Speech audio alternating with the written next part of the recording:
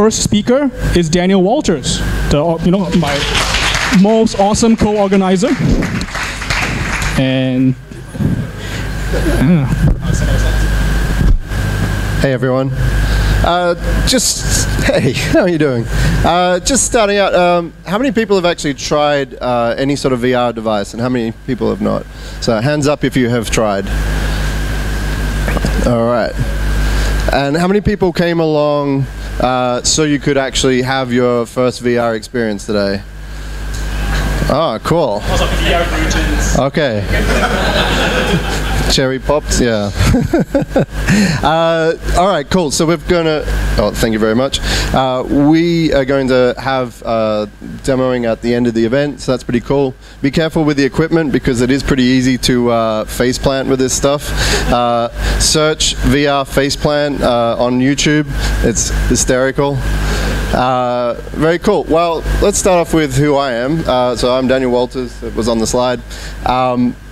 So I came over to Malaysia about 5 years ago, working for a company called Experian out in Cyberjaya. Experian, one of the largest company to own credit bureaus around the globe in pretty much every market. So why is a guy who is from that sort of background playing with VR? Well, I've been in the IT industry about 20 years, and I started out actually in video games, and after about 3 years in that area, transitioned into sort of internet and then big data. So some of you may recognize me from the various big data events that we have here in KL. Other of you might recognize me from the film and cinema groups. Or the Geek Easy group, which is a whiskey drinking group. But today we'll be talking about VR, so let's get on with it. Alright, let's get up. Alright, so the theme of what I want to talk about is, obviously VR has turned up in the news a lot. You've been noticing it's all over Facebook and all that sort of stuff. But the question you may be asking yourselves is why now? Why all the enthusiasm? All right. Now, those of you who are old enough will remember the first time VR sort of really raised its head in the public psyche in films like The Lawnmower Man and games like Pterodactyl Nightmare and stuff like that. Who actually got to try out VR at the shopping malls? I can see Damien's got his hand up. Anyone else? Anyone old enough to? All right. Well, anyone who did, it was a pretty bizarre experience. You can see the graphics quality was not super great. You can see that the method of playing was pretty similar: head-mounted displays, a sort of unit that you'd stand in, and also a hand input controller. Let's actually just see some of this. Two warriors will fight it out in a head-to-head battle over 3 minutes. There we go. The object is to inflict as many hits on your opponent as possible. Cool. Click off. So that was some footage off a British game show, and so they had a whole bunch of contestants using the Pterodactyl Nightmare game.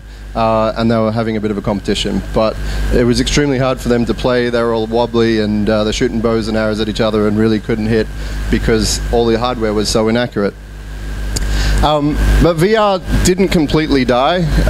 It wasn't ready for consumer uptake, so it didn't really catch on.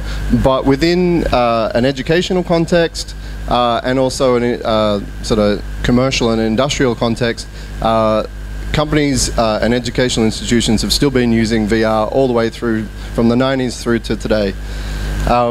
For the research institutions, including some institutions here in Malaysia, they would set up cave environments, so not the head-mounted displays that you might be familiar with, although it can work with that, but actual rooms that you would go in where every wall was projecting different images. I've got a shot of that in a couple of slides.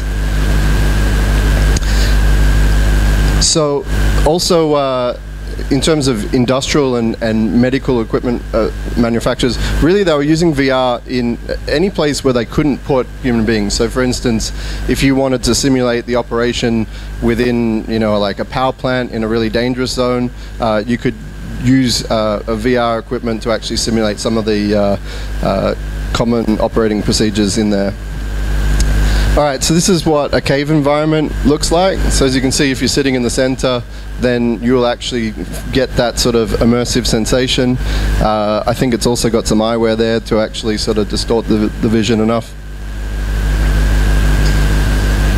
So, you can read that. CAVE stands for Cave Automatic Virtual Environment. Consists of all those elements. Alright, so part of why now is the fact that there's a lot of investment from companies such as Oculus, Sony, Samsung, Microsoft recently announced the HoloLens. So literally billions of dollars of investment are going into it at this time. But there's a deeper reason as to why, what the cause of that is. So one is that consumer video cards are actually finally offering the frame rates necessary to be able to render into two separate screens at the same time to allow the sort of photorealistic environments, so better than what we could see from the 90s version. The other thing that's been driving it is the rise of mobile devices. So that's been bringing down the cost of ultra small CPUs and GPUs. So for instance, the Oculus Rift, which is probably the most well-known head-mounted display that's on the market at the moment, it essentially has a Samsung Note 3 that they pulled apart and then reassembled to actually create the screen and some of the capabilities on the unit. So it really took for the heavy competition in the mobile space to actually help drive that.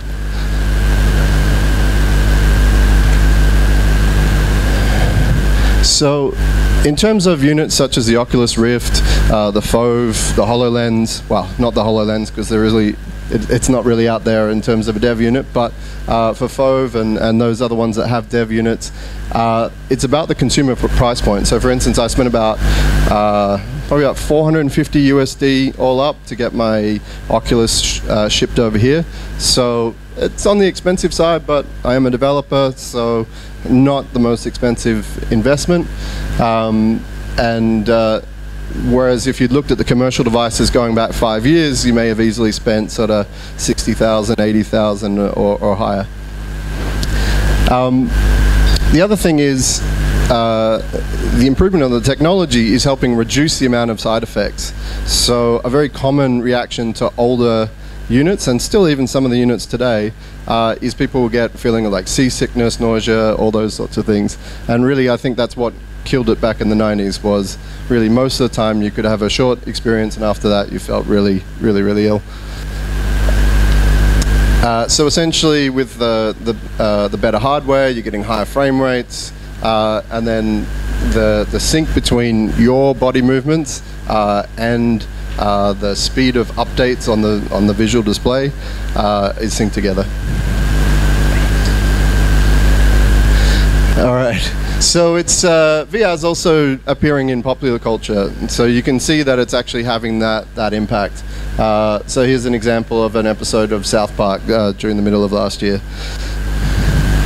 There's actually also a South Park VR experience you can download off Oculus Share as well. So if you always wanted to actually be inside the cartoon, then you can totally experience that now.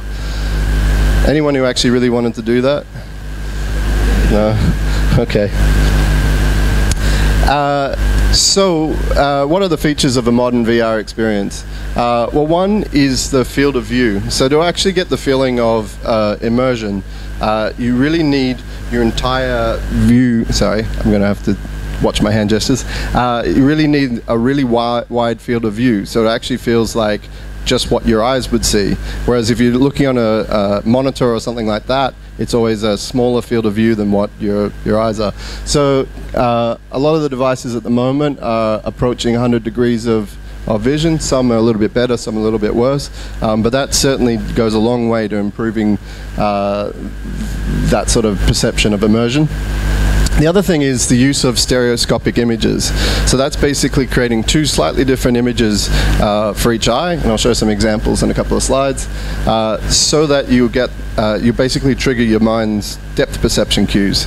And so putting it on is more than just putting a screen very close to your face. You'll actually get that sort of sense of something that you can reach out and touch.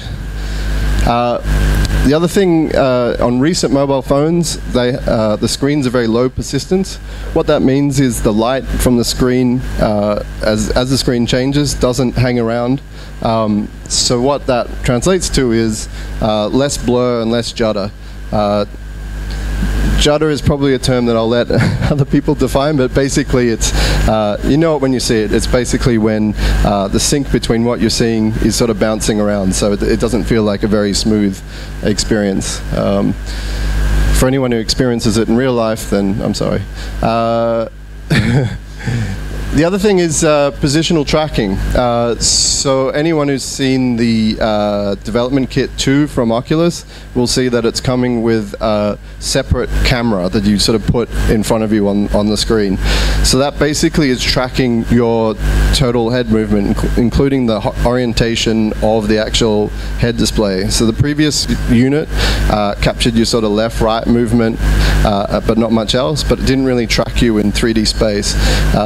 It still uses the head-mounted tracker, but in combination with the camera, it can now track, you know, if you're on an angle, or if you move your head, or you drop your knees, and that sort of stuff. So that obviously gives a far more realistic experience as well. And really, it's all about trying to match how your body works. And then finally, the fast refresh rates. So you really need the screen to be updating as fast as possible, so that it doesn't feel like, you know, a 25 frame a second sort of animation, or slower than that. You really need it to feel like it's actually natural in front of you. All right. Okay, so we're looking at a stereoscopic image here. This is one that has not been passed through the lenses. So in a head-mounted unit, one of the most expensive and key parts of it is actually the optical lens.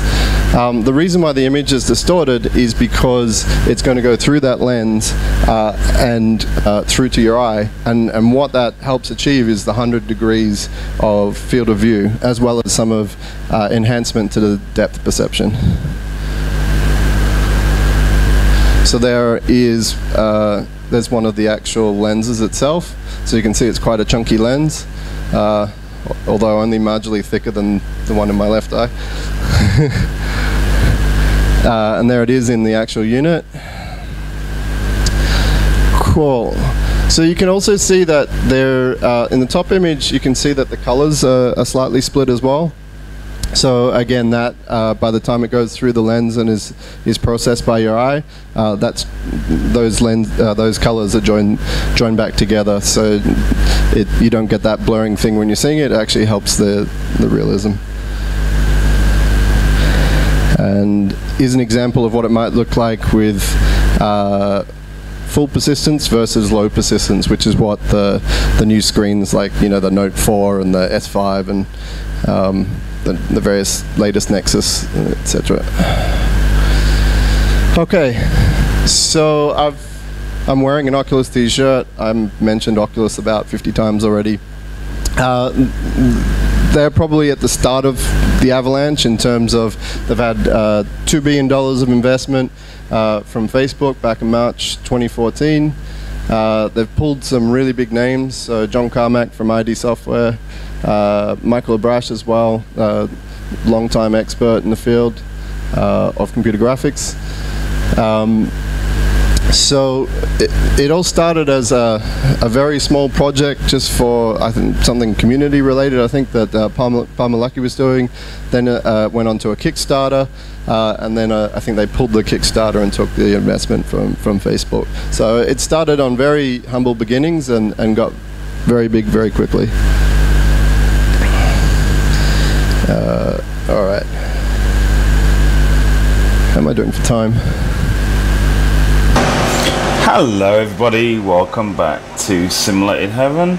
and I am having a go at World of Diving on the DK2, which I forgot that guy's got a really annoying voice.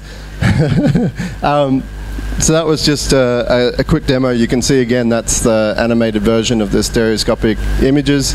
The reason why it always looks like that on YouTube is it's easiest to take a copy of the image that the unit is producing.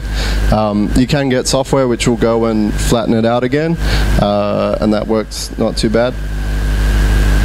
Cool.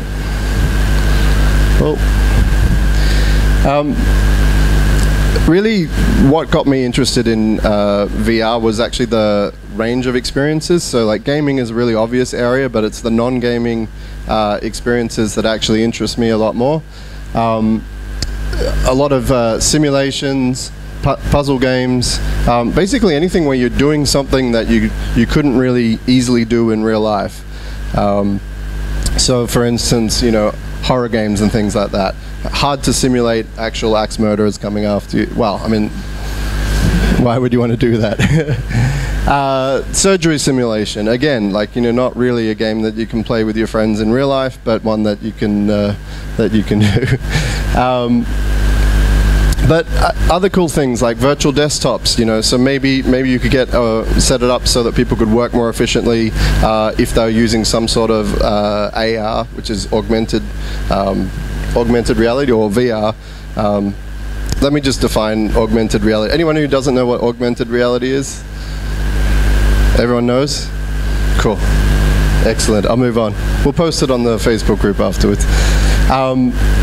Yeah, so anyone who's using that, maybe they could work more efficiently if they're able to easily grab more different screens and work using the various peripherals. Also, some things that extend off other media are pretty interesting. So, who watched Interstellar and enjoyed it? Yeah, so like, who would actually, how cool would it be to actually go in and sit in those ships and re-experience all of that? Certainly would be, well, I think it'd be cool. This one was interesting. The Marriott Hotel set up this box where basically you get in there and they put a Oculus Rift on you, and it was sort of like a transport concept where basically it would transport you onto like a beach, like a tropical location or something like that. So yeah, even the marketers are getting into it. Cool. All right. Anyone played this? Top of the morning to you laddies, my name is Jacksepticeye and welcome to Surgeon Simulator 2013. Buttons, what are buttons? There we go. I got the buttons, Bob. Oh, the buttons are fine. Okay. Oh, we are already... If we can't even lift this off, how are we going to do the surgery?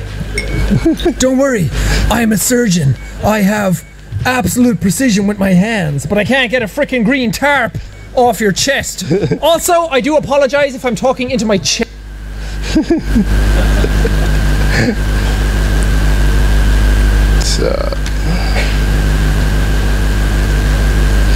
All right.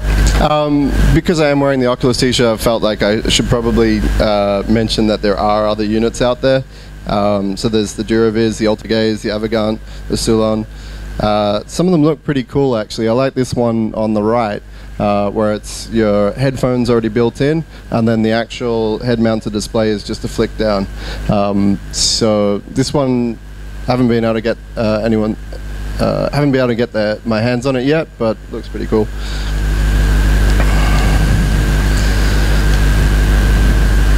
I just want to talk a little bit about peripherals. I think some of the other speakers are going to talk a little bit more depth about the peripherals, but I think it's one thing that's making VR pretty interesting these days is all the other things that you can go on with it. Cool. Is that the, where's Wuhan? Is that the 18-minute buzzer? Cool. You guys want me to go on for just a couple more minutes? Louder, louder. Yeah. Cool. Thanks, Tim. All right. So in terms of peripherals, you got your hand peripherals, like the stem, and I've brought some along. So come grab me afterwards, and I can show you what they look like.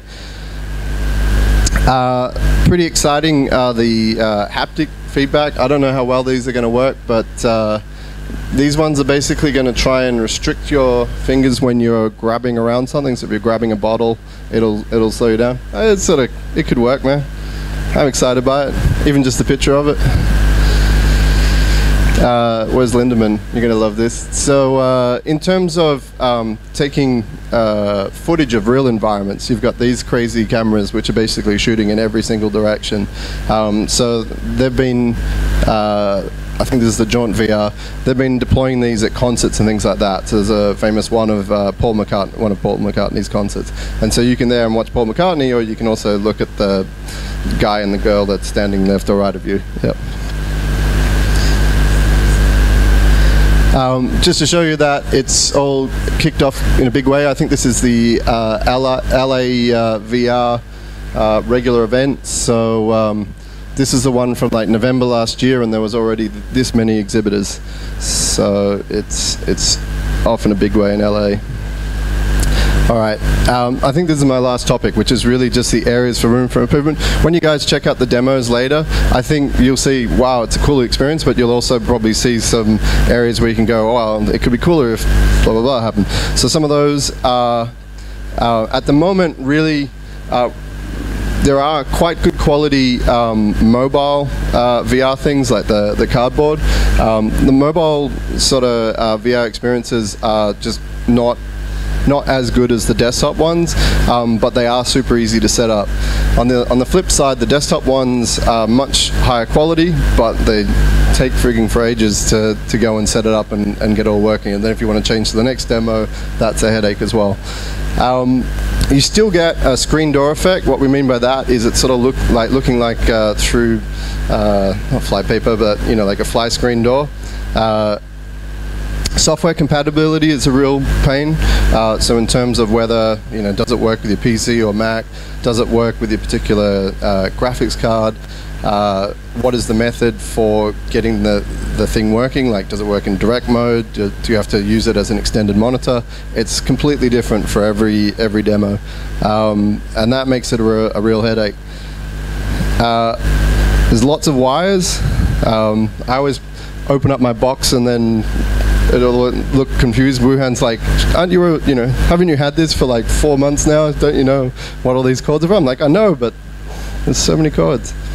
But it is improving. So the fact that it is out there, there's dev units, there's a massive development community around it. It means that it is iterating quickly and things are getting easier and easier. Cool. I'll send around the slides on the Facebook event invite so you can go and grab all these links. I'll probably add some more. And yeah, to find out more, join VR Malaysia.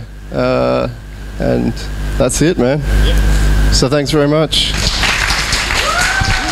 Thank you. Thank you, Daniel, for the great introduction. We are blazing ahead.